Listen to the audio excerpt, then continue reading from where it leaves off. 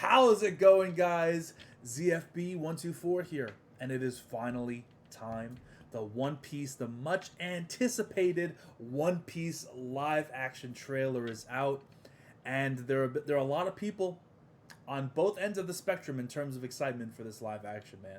The community is split, at least in my community and many others that I see.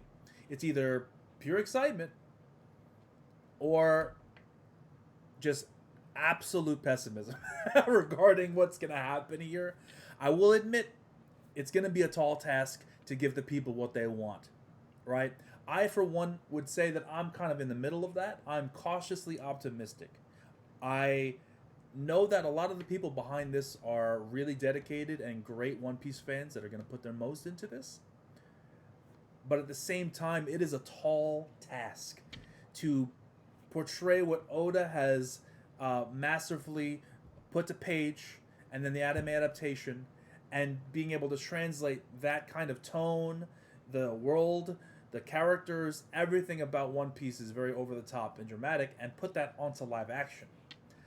So I am cautiously optimistic. I understand that it's an adaptation, it's not going to be perfect, but we're going to see exactly what this is all about, man, and get into this trailer. I've not seen it, just got home from work, so I'm excited to dig into it and kind of analyze it and go into more depth about how I feel about it. So without further ado, we're gonna start this up. But while we're doing that, guys, be sure to put down in the comment section your thoughts on the trailer if you've already seen it. And if you haven't, let's watch it together. So here we go. One Piece live action. Here we go.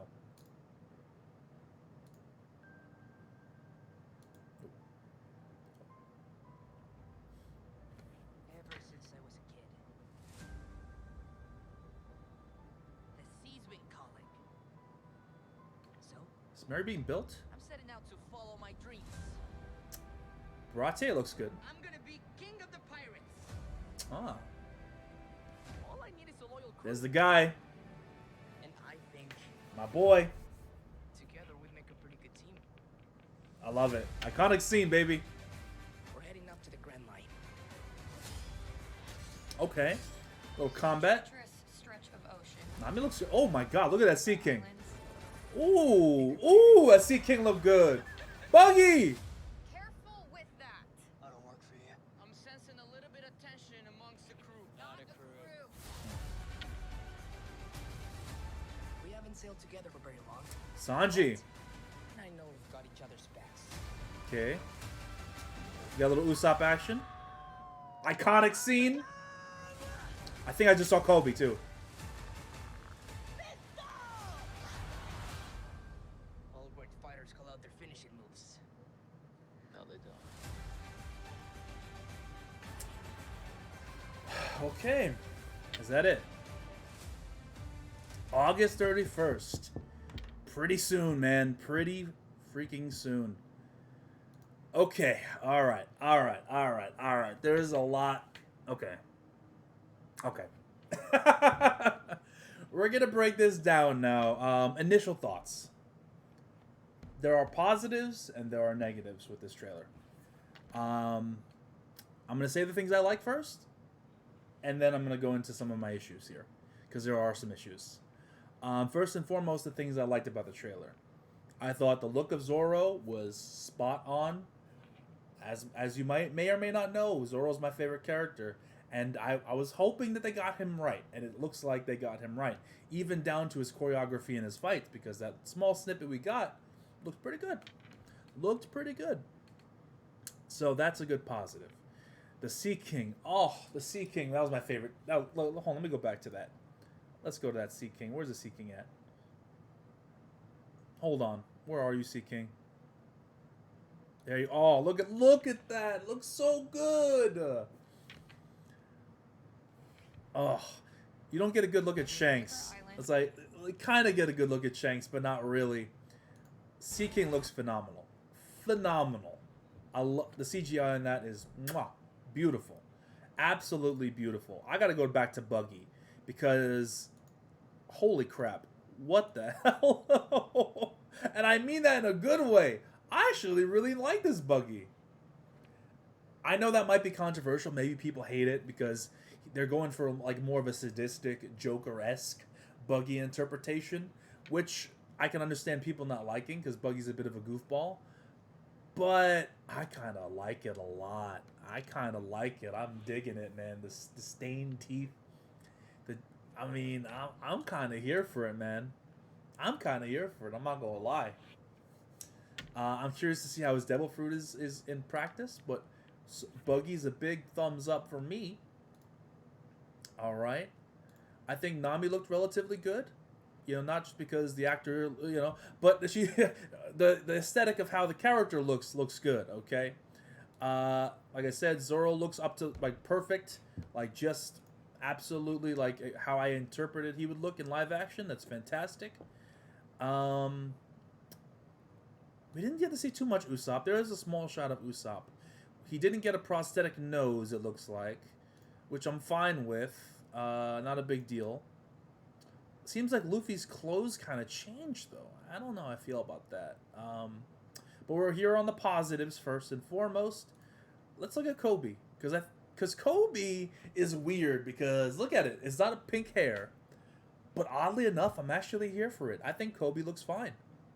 Not more than fine. I think that his aura fits the kind of Koby cowardice, kind of almost pathetic like aura. I'm actually really impressed with how little we saw of Koby, of how much I'm like, okay, I see Koby in that actor. I don't see the actor, I see Koby in that moment. So that is positive, 100% positive. I don't know if I missed anything. Baratier looked good. Some of the sets in general, like this beautiful shot right here, looked really nice. I did get a little bit of goosey bumps when I got this scene right here. Although it's kind of weird, Luffy's kind of wandering in like, whoa, Zoro's here. And in the manga or in the anime or both, they went to look for him and then looked over the wall and saw him being tied up. It wasn't like he just wandered into Zoro. And I didn't even notice, but look at this background picture of Axe Hand D. Morgan. Hold on. Look at that. Look at Axe Hand. That's actually crazy. Hold on. Why do I have a blown up Axe Hand Morgan poster? I know he's got an ego, but damn, okay. Yeah. Those were my positives from the trailer. So, I wanted to start with those. Now, I'm going to go into issues. Or concerns. More like concerns / issues. A trailer is always going to be a little bit misleading. A trailer is not always going to showcase the best parts of a series. It's for newer people that don't know what they're getting into to see if they gain interest. So I'm with that, you know. So I'm keeping that in mind while I'm making these criticisms. Okay. First criticism / concern or question more than anything. Why is the Merry being built here? Are we not getting it from you know, Kaya? Is it just going to be we have the Merry from the start? Luffy, you know, gets a boat right away kind of thing?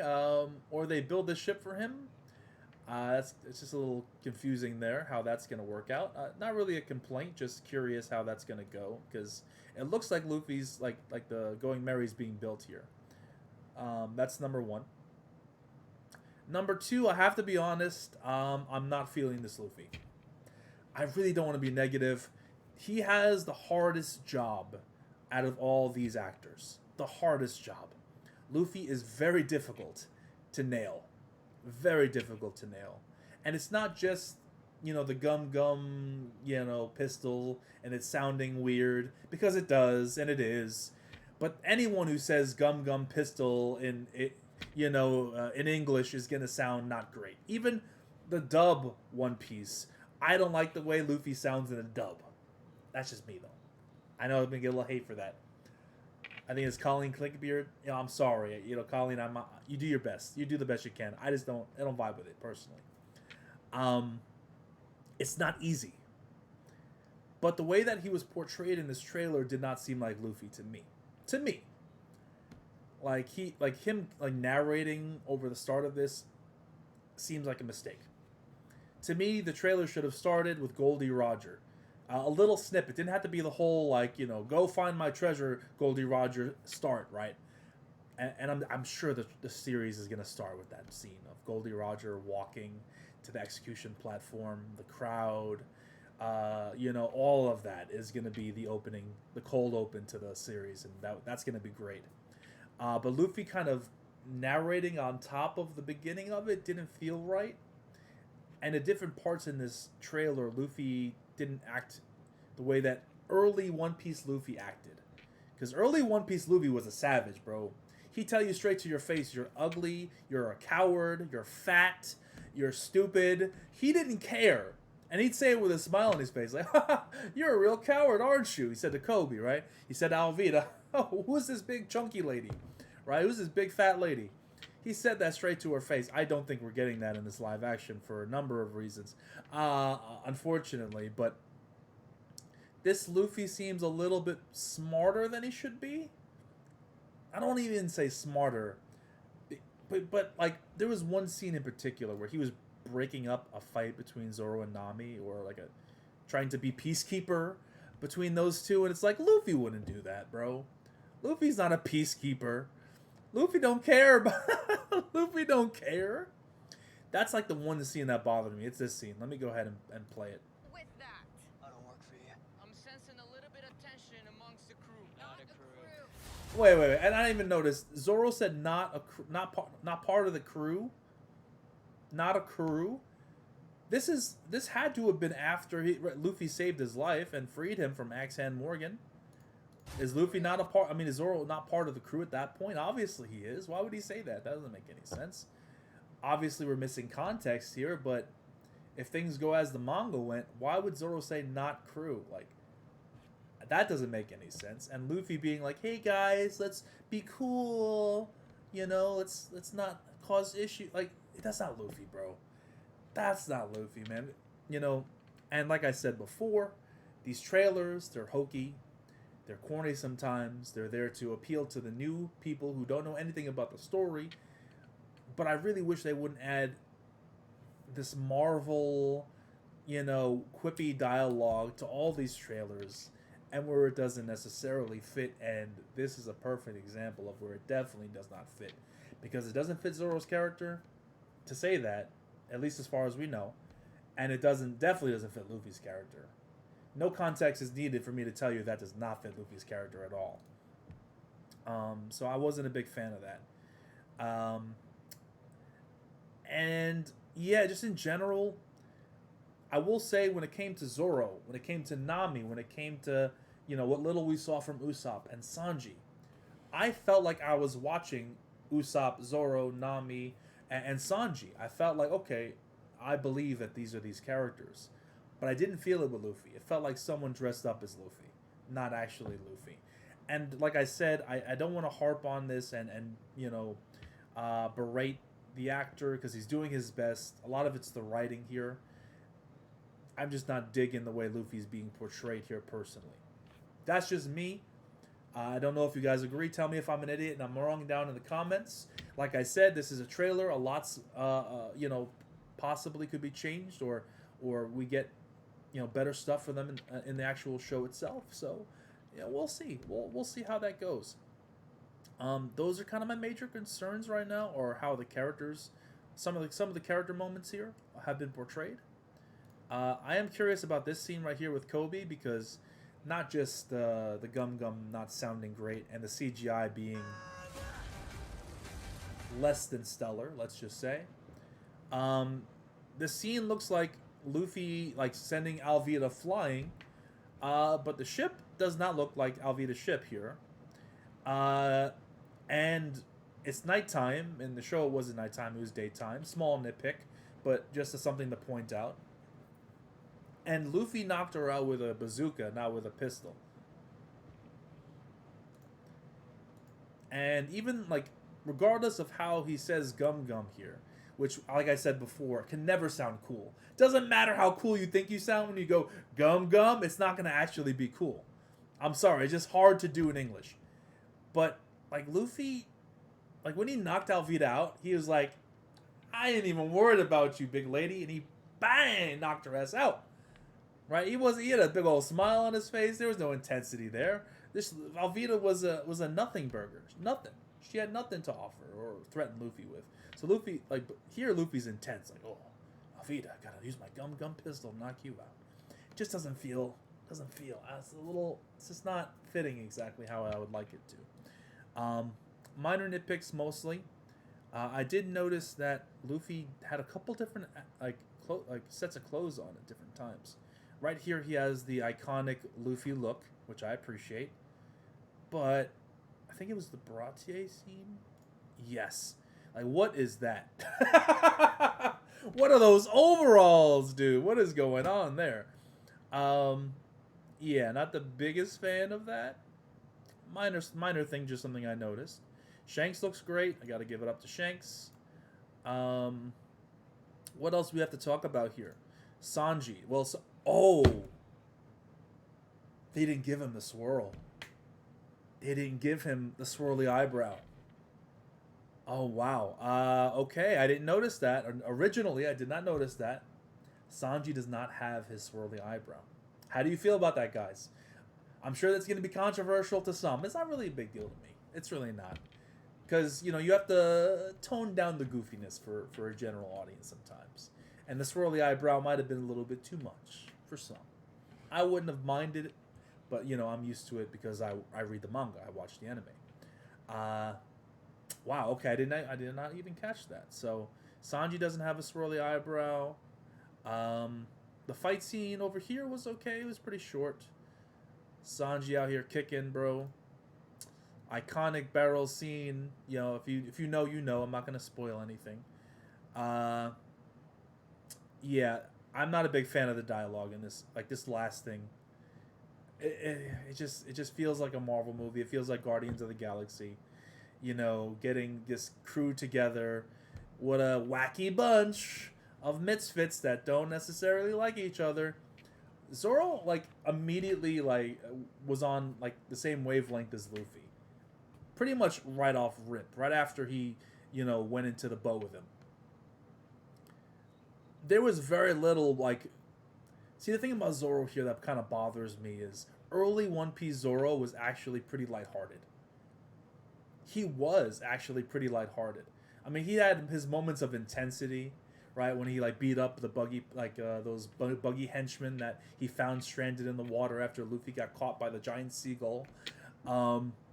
He has moments of intensity, right? But this trailer Zoro is like post time skip Zoro, where he's serious like 99% of the time. When we're talking about early One Piece, you know, East Blue Zoro, who was laughing, having a good time, playing pranks and stuff.